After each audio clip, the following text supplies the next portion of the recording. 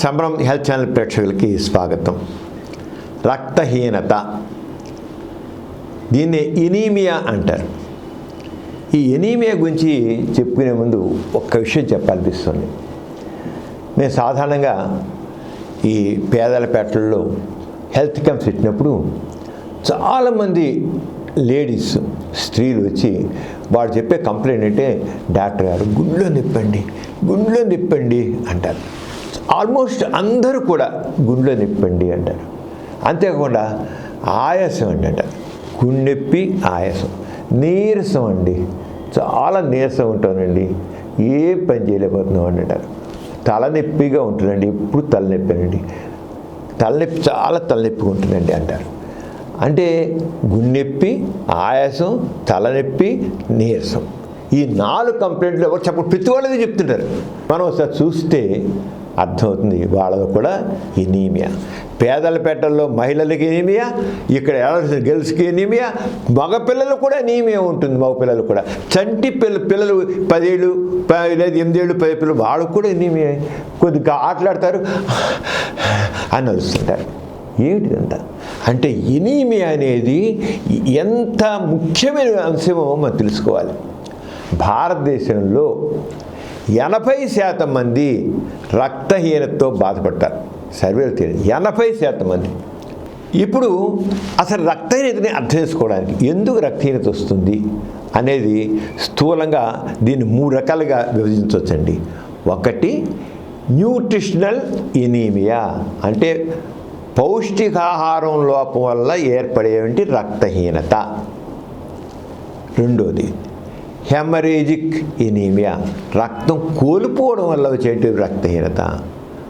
మూడోది హీమోలైటిక్, రక్త కణాలు విరిగిపోవడంలో వచ్చే రక్తహీనత. మన శరీరంలో ఎర్ర కణాలు ఉంటాయి. ఈ ఎర్ర కణాల మీద హీమోగ్లోబిన్ అనే పదార్థం ఉంటుంది. ఈ హీమోగ్లోబిన్ వల్ల రక్తం ఎర్రగా ఉంటుంది. హీమ్ అంటే ఐరన్, గ్లోబిన్ అంటే ప్రోటీన్స్. ఆ హీమోగ్లోబిన్ తక్కువైపోతుందో వాళ్ళల్లో ఆక్సిజన్ తీసుకెళ్ళే కెపాసిటీ పోయింది. ఆక్సిజన్ తీసుకెళ్ళిపోయిన కెపాసిటీ ఏం చెప్పింది, దానివల్ల ఏమొచ్చింది, మనకి ఆక్సిజన్ అందపోతే ఆయాసం వస్తుంది. తర్వాత ఛాతీలో నొప్పి అనిపిస్తుంది, తల పని చేయదు, నీరసం ఉంటుంది, అలసనిపిస్తుంది.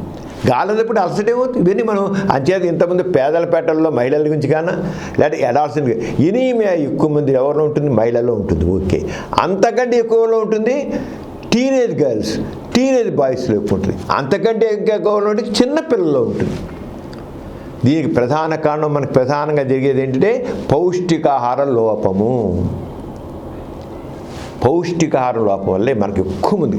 అందుకని ఈ ఎనీమియా గురించి అవగాహన ప్రతి ఒక్కరికి కావాలి. అంచేత ఒక లక్షణం మళ్ళీ ఒక్కసారి దిగుదుకు క్షుణ్ణంగా తెలుసుకున్నాం. ఈ ఎనీమియా ఉన్నప్పుడు ఎటువంటి లక్షణం ఉంటాయి. రక్తహీనత ఉన్నవారు పాలిపోయి కనబడతారు. పాలిపోయినట్టు తెల్లగా కొడతారు. అబ్బో తెల్లగా ఉన్నారు. మామూలుగా తెల్లగా ఉండడానికి పాలిపోయిన తెల్లడానికి తేడా ఉంటుంది కదా. పాలిపోయిన వాళ్ళు పాలిపోయి కొడతారు, దాంట్లో ఏ గ్లో ఉండదు. ఎవరైతే తెల్లగా ఉంటారో, రక్తం ఉంటుందో వాళ్ళ ముఖంలో, వాళ్ళ శరీరం మిలమిల్లాడుతుంటుంది, ముఖంలో గ్లో ఉంటుంది. అదే తెల్లగా ఉంటే పాలిపోయిన అనుకోండి, నో గ్లో, ఏరగా ఉండదు. పాలిపోయిన కొంత శరీరం నిమ్మ పండులాగా మారుతుంది, పసుపు రంగు వచ్చేస్తుంది, పసుపు బ్లూ ఇది వచ్చేది. దీర్ఘకాలంగా రక్తపోతున్నలో చేతి గోళ్ళు గుంటలుగా మారుతాయండి. ఎక్కువ కాలం రక్తహీనత వాళ్ళకి ఈ స్పూన్ షేప్ బాగా పగిలిపోయినట్లు ఉంటాయి, పగిలిపోతుంటాయి. పిప్పిగోళ్ళు రాగు అనుకోండి, పిప్పిగోళ్ళు గురించి చెప్పాలంటే బాగా ఎనీమియా ఉంటే గోళ్ళు పిప్పిగోళ్ళలాగా మారిపోతుంటాయి. అలాగే కంటి రెప్ప తీసి చూస్తే ఆ కింద తెల్లగా కడుతుంది. నాలుగు కూడా తెల్లగా, పిండి మన మామూలు బియ్య పిండి చూస్తే ఎలా ఉంటుందంటే తెల్లగా ఉన్నా అలా మారిపోతాయి. అందుకని ఎవరి మట్టుకు వాళ్ళు ఒకసారి అద్దం అందించినప్పుడు కళ్ళని లాగి చూసుకోవడం, నాలుగు భయపడడం, ఇలా అంతేకాకుండా ఈ చిగురుంటే ఇక్కడ కోసుకుపోయినట్లు అవుతుంది, ఈ అంత కోసుకుపోయినట్లు ఉంటుంది. అలాగే ఈ పగిలినట్లు అవుతుంది, పగిలినట్లు అవుతాయి.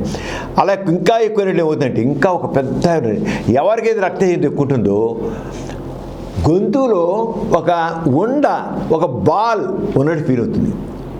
డాక్టర్ గారు నాకేంట్లోనండి ఎప్పుడు గొంతుకులో ఒక బంతి అడ్డం పట్టేట్లుందండి, బంతి నేనేదో బంతి మింగేస్తే ఈ అడ్డుపడి పెరుగుతుంది అంటారు. గ్లోబస్ హిస్టరిక్స్ అంటాం. గ్లోబస్ హిస్టరికస్ అంటే ఇక్కడ ఏమి ఉండదు కానీ గొంతుకులో అడ్డం ఉన్నట్లు అనిపిస్తుంటన్నమాట. చాలా కామన్ ఇది. అంచేత అలాగే కొంతమంది రక్తహీన దేవత ఎక్కువ ఉంటుందో గుండె మరి ఎక్కువ పనిచేయాల్సి వస్తుంది, రక్తం ఎక్కువ పంపించాలి, గుండె వేగం పెరుగుతుంది. ఎందుకని ఆక్సిజన్ కావాలి. అంచేత ఆక్సిజన్ అందట్లా పంపించే సరిపోవట్లేదు, గుండె ఇంకా ఇంకా ఇంకా ఇంకా కొట్టుకుంటుంటే గుండె పెరిగిపోతుంది, గుండె పెరుగుతుంది. ఇంకా ఆ గుండెలో అసాధారణ హీమిక్ మర్పస్ ఎనీమియా వల్ల అసాధారణ ధ్వనులు వచ్చేస్తుంటాయి. అలాగే స్ప్లీన్ పెరుగుతుంది. ఈ రకంగా మనం తీసుకుంటాం. అయితే దీన్ని ఎలాగ మనం ఈ రక్తహీనతని మనం ఎలా గుర్తించగలము?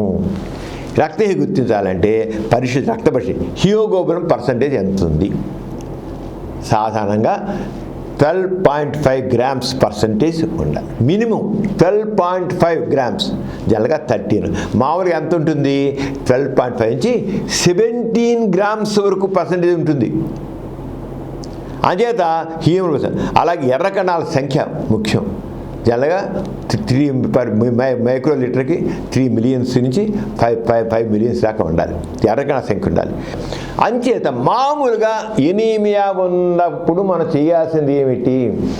ఎక్కువ మందికి ఎనీమియా కారణం ఐరన్ లోపం. ఎందుకంటే హీమోగ్లోబిన్ తగ్గడం వల్ల ఎనీమియా వస్తుంది.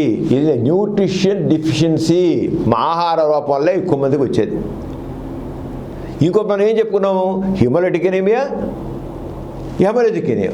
Haemorrhagic anaemia not common. Haemorrhagic అనేది రక్తస్రావం జరగాలి, ఎక్కడో కడుపులో జరుగుతుంది, లేకపోతే పైల్స్ ద్వారా పోతుంది, లేదా క్యాన్సర్ జబ్బున అవుతుంది, లేదా రక్తం వాంతి చేసుకుంటారు, అది నాట్ కామన్. అలాగే ఇంజురీస్ అని జనరల్గా హెమరేజిక్ ఎనీమియా ఇప్పుడు కూడా చాలా ఎక్యూట్, సడన్గా వచ్చేది. హీమోలైటిక్ అనేమంటే జెనెటిక్గా వచ్చేది సికిల్ సెల్ ఎనీమియా, థాలసీమియా, ఇవన్నీ కూడా ఆ హీమోలైటిక్ ఎనీమియాస్ కింద వస్తాయి. అంచేత సాధారణంగా మనం ఎక్కువ మంది చూసేది, మెజారిటీ పీపుల్కి అధిక సంఖ్యలో మనం చూసేది పౌష్టికాహార లోపం. దాంట్లో ఐరన్ లోపం. హీమోగ్లోబిన్ తయారవ్వాలంటే ఏం కావాలి? ఐరన్ కావాలి, ప్రోటీన్ కావాలి. ఆ రెండు కలిసి హీమోగ్లోబిన్. హీమ్ అంటే ఐరన్, గ్లోబిన్ ప్రోటీన్స్ సంబంధించింది. అంచేత ఐరన్ లోపం ఎంత ఉంది? సీరం టెస్ట్ చేస్తే అంటే ఐరన్ ఎక్కువ ఆహారం తీసుకోవాలి. ఐరన్ ఎక్కువ అంటే మనకి మనం మామూలుగా ముతక బియ్యం తినాలి, రాగుల జావ తీసుకోవాలి, ఆకుకూరలు ఎక్కువ తినాలి, మాంసం కిల్లెబర్ కానీ మాంసాహారం తీసుకోవాలి. తీసుకుంటే ఈ ఐరన్ని ఐరన్ దేంట్లో ఉంటుందని తెలుసుకుని దాని ప్రకారం తీసుకోవాలి. అలాగే రక్తహీనత ముఖ్యమైన కారణాలు ఏముంటాయి? చిన్న పిల్లల్లో రక్తహీనత ఎక్కువ రావడానికి కారణం అంటే వాడి కడుపులో పాములు ఉండడం కారణం అండి. చిన్న పిల్లలకి ఎవరైనా సరే ఎనీమియా ఉంటే first eliminate the motion test చేసి పాములు హుక్ వామ్స్ ఉంటాయి, దానివల్ల రక్తాన్ని damage. Hook worms, round worms. అదే చిన్న పిల్లలు ఎవరికైనా రక్తం ఏంటంటే first suspect the worms in the stomach, intestines. అది పోవడానికి మందు వాడాలి. ఒక డోస్ ఇస్తే చాలు, బెబ్బెంజోల్ డోస్ ఇస్తే పాములు కుట్టుకుపోతాయి, బయటపోతాయి. అప్పుడు తినదు పట్టుకోవాలి. అదే అవే పాడు చేసేస్తుంటాయి దాన్ని అంతటిని. అంచేత ఏమైనా మళ్ళు ఉన్నాయా, లేదా మామూలుగా రక్తం పోతుంటే ఎక్కువ మెన్సెస్ టైంలో ఎక్కువ బ్లీడింగ్ అవుతుందా, ఇవన్నీ ఇలాగా చూసుకోవాలి. అలా కిడ్నీ ఫెయిల్యూర్ ఉంటే వస్తుంది, లివర్ డిసీజ్ ఉంటుంది, కొలాజన్ డిసీజ్ వస్తుంది, ఎండోక్రైన్స్ లోపం, థైరాయిడ్ లోపం కూడా ఎనిమియా కారణమేనండి. అదే థైరాయిడ్ లోపం ఉందా? మనకి థైరాయిడ్ ప్రతి నాకు థైరాయిడ్ లోపం అండి, నాకు థైరాయిడ్ అని మాట్లాడుతుంటారు అందరూ. వాళ్ళందరికీ ఎనీమియా కూడా ఉంటుంది. థైరాయిడ్ తెచ్చిపెట్టడం కూడా. అంచేత ఆ థైరాయిడ్ చూసుకోవాలి. కొందరికి కొన్ని పదార్థాలు మందులు పడవు. సల్ఫర్ డ్రగ్స్ వేసిన కొంతమందికి ఆ సల్ఫర్ డ్రగ్స్ వల్ల ఎర్రకణ పగిలిపోతాయి. అది ఎప్పుడైనా సరే నీకు రక్తం తగ్గిపోతుంటే వీళ్ళు ఎటువంటి మందులు వాడుతున్నారు అని కూడా తెలుసుకోవాలి. మందులు దీర్ఘకాలంగా మందులు వాడే ఉంటారు, వాళ్ళు ఎటువంటి మందులు వాడతారో చూడాలి. అంచేత మరీ ఎక్కువ ఎనీమియా ఉంటే కూడా. అంచేత ఎనీమియాని 3 కేటగిరీస్ చేస్తాం. 7 grams నుంచి 10.5 grams వరకు ఒక రకం అయితే మోడరేట్ అంటాం. 4 నుంచి 7 grams మధ్య మోడరేట్ అంటాం. 4 కంటే తక్కువ గ్రామ్స్ ఉంటే మాత్రం సివియర్ ఎనీమియా అంటాం. మోడరేట్ కానీ సివియర్ ఎనీమియా అయితే మాత్రం తప్పకుండా రక్తం ఎక్కించి కారణం ఏంటో చూడాల్సిందే. మరి ఈ రక్తానికి ముఖ్యంగా మనం రాకంటే మందులు, ఆహారంలో ఆకులు తింటాం, రాగిజాలు తింటాం, నట్స్ తింటాం, చేసి బాగానే ఉంటుంది, ఆహారం మంచి తీసుకుంటాం.